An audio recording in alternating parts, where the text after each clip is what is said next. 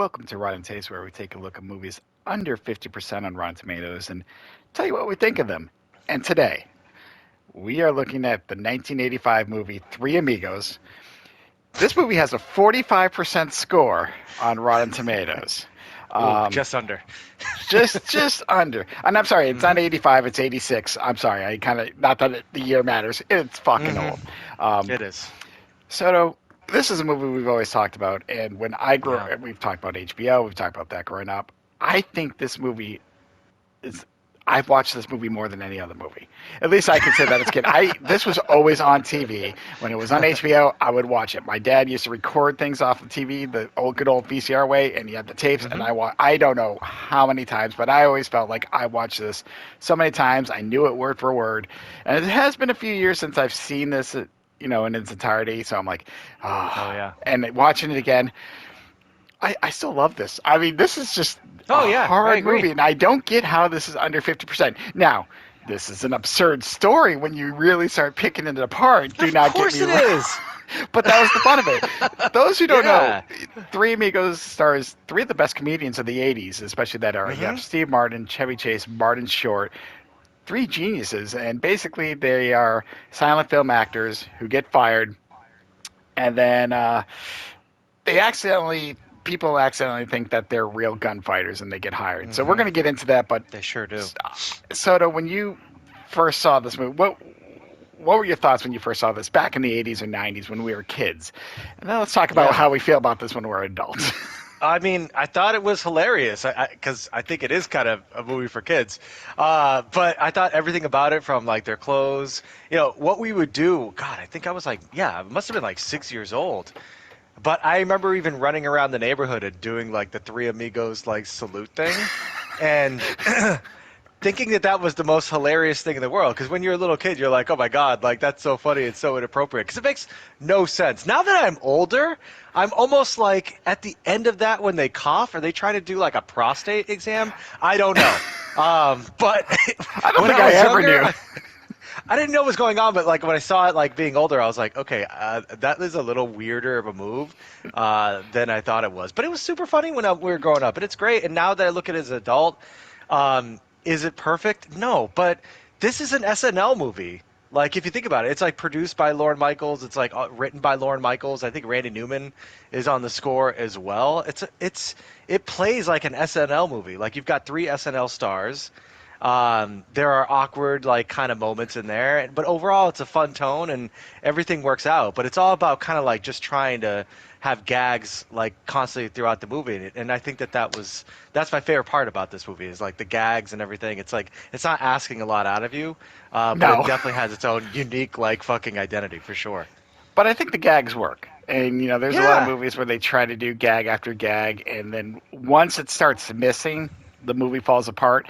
I think this movie is self aware enough to know Yes. how to go to that line, not really cross it, but just be Hmm. funny every time. And I love that you said SNL because yes, you got these three, but there's some side characters. Like I remember John Lovitz being this. I forgot Phil Hartman Yeah. had like a side Oh, character I too. And I'm like, know. and I Right. saw that. I'm Yeah. like, my heart kind of broke. I'm like, oh God, these I guys are, know. it was great, but yeah, I'm funny that you mentioned the salute because I was rewatching that and I remember doing that with like a friend in his house. We would always, Yeah. I want to be Ned. No, I want to be Ned. I don't know which one you want Hmm. to be. Like both our favorites were Ned, but yeah, it's like a Ned. sexual thrust. That's Lucky what I day. always remember as a kid. And I'm watching like, yeah, wait, are they just grunting? Are they? I'm like, I don't know what they're doing, and it's the weirdest salute, and I don't know who would salute like that to be honest. But that's a joke though. Like it's like I know. it's clearly like you said it perfectly. It's self-aware. Like, and if you can't see how self-aware this movie is, like then and you're gonna say it's a bad movie, then that's on you. But the movie I think is that shit makes me laugh. So one again, I mean, I laughed at a lot of things, so it's gonna be another thing I laughed at. But when they get to the bar, and the first thing I laughed Mm-hmm. at, and I realized like, wait, did I remember this as a kid? Because again, we forget things. When they're like, three beers, we don't have beer, we have tequila. What's tequila? Tequila is like beer.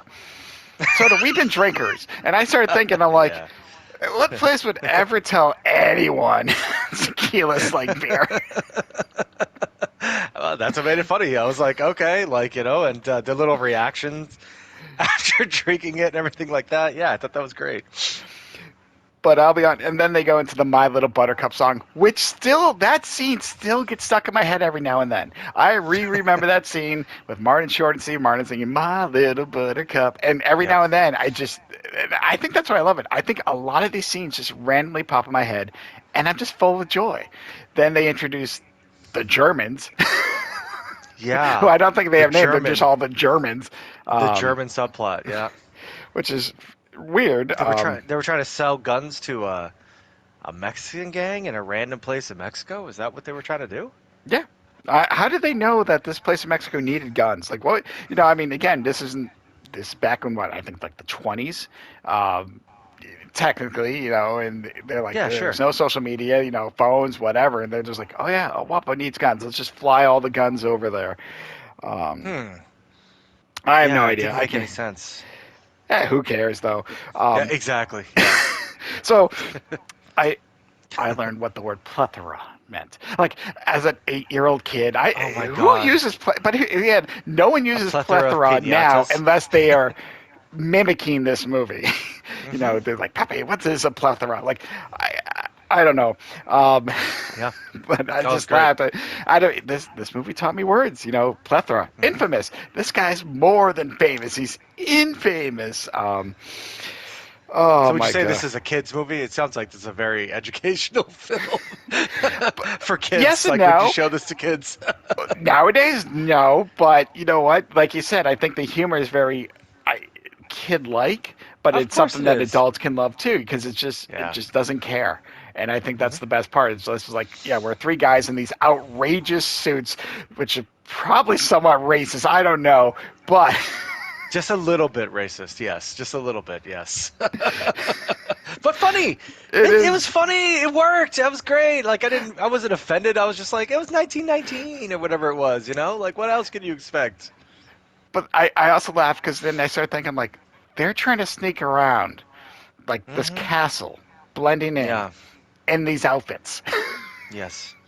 The great, like the shiniest outfits, they're all like detailed and specific to each one. They're fantastic. If I ever could find that, I would definitely wear that to a Halloween party. That's for sure. I don't know which one I want. I probably want Lucky Days because he has like a horseshoe on his or something like that. So, but I Yeah, I mean, can't remember. iconic, dude. So iconic. Those three costumes, and then Chevy Chase's just like Clark Griswold, like just gag stuff, like his like timing and delivery on his jokes, dude. Fucking legendary. It's great. I know I've said a couple favorite scenes. I mean, I'm gonna give the ball to you because it's really hard to pick this apart until we get to a certain point. Then there's a part I want to pick about. What were some of your more memorable scenes that you loved and loved rewatching?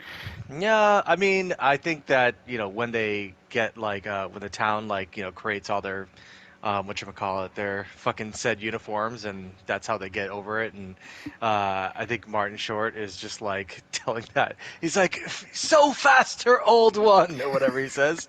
Um that always makes me fucking laugh. And also seeing Martin Short hanging from like the whatever the line Yeah, across the yard just above yes. the food and everything like that. It's so the way that angle is and everything, it's like just so fucking ridiculous, dude.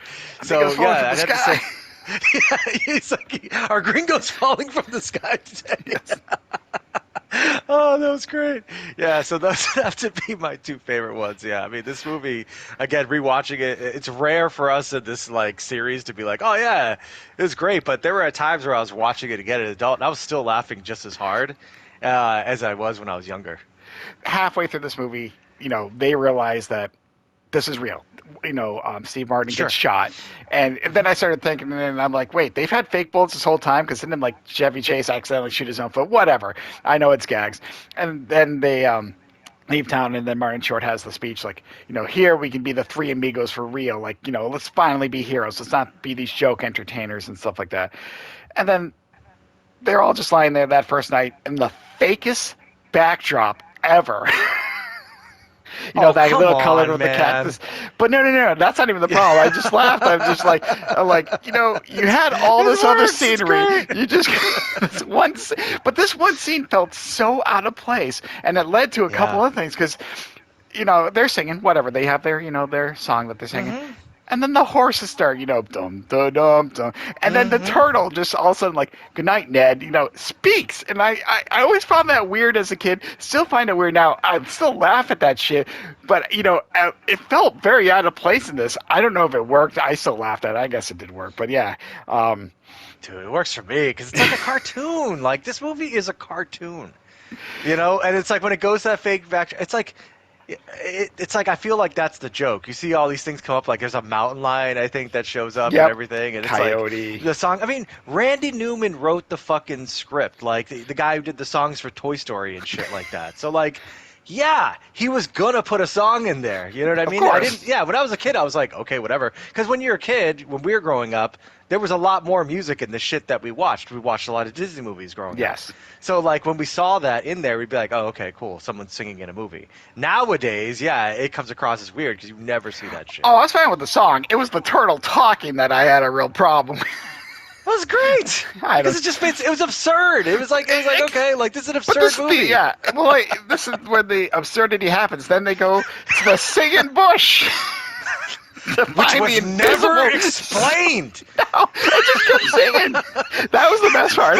Are you the singing? Like they had to ask. It was like singing show tunes though. Like, how did it learn? I don't know. Where did it hear those songs? How did it know? We'll never know. And then they killed the invisible guy. But how did the swordsman they're going to start, is he always hovering around the bush? Like, why? If they're at the singing bush, odds are they know the chance. And, yes, he gets shot, and they're just like, he's the only one that could take. How did he? That was the other thing that never happened. How did this invisible swordsman know where El Guapo was? Like, he had no other. Things in life, he wasn't like this thing. He's like, this is the only person that knows where he's at. He's invisible, by the way, and he's a swordsman. And it never made any sense. And it was like almost like somebody said, wouldn't it be funny if we did this randomly? And they did. Oh my God. But I still love this movie. This is still one of my favorites. Me too. And yes, I know it's absurd, and I'm a little shocked. Like, I didn't expect this to be in the 90s, but I was definitely shocked that this is under 50%. I was like, you got to be kidding me. This is just so much fun. And I know I give it a little shit, but there's not much I can. It's just, from start to finish, it's just such an enjoyable movie. It does what it needs to do. It makes you laugh. And at the end, like you said, when they're all I was always amazed how quickly they put together all those outfits. I'm like, how far away is that Guapo in the other game? Because that plane ride wasn't that long, but another thing too, like about the ending, just really quick, is that so what ended up happening? They're gonna roam the Mexican countryside for the rest of eternity? Oh yes, thank you. Because I had a question. Okay, so obviously in the story, they have no home, they have nothing. It's like, well, I always question, like, why didn't they just stay at this village? Like, we live here, Lucky Day's telling, his love interest says, I'll be back for you, She's like, why? Which was a good little tongue-in-cheek joke. So I'm funny. like, just stay there now. Why are you leaving? Because it's like, these three guys do not know how to fight. All they know how to do is shoot their guns, their fake guns, in the air. Scare people away. I'm like, what? I kind of just want. I don't want a sequel. Don't get me wrong. I just want to know, like, what happened. I'm like, well, why didn't they just stay in the town? Two of them found love interests. Ned, all of a sudden, this random woman just kisses him. Like, all right, he gets a kiss too. But still, yeah.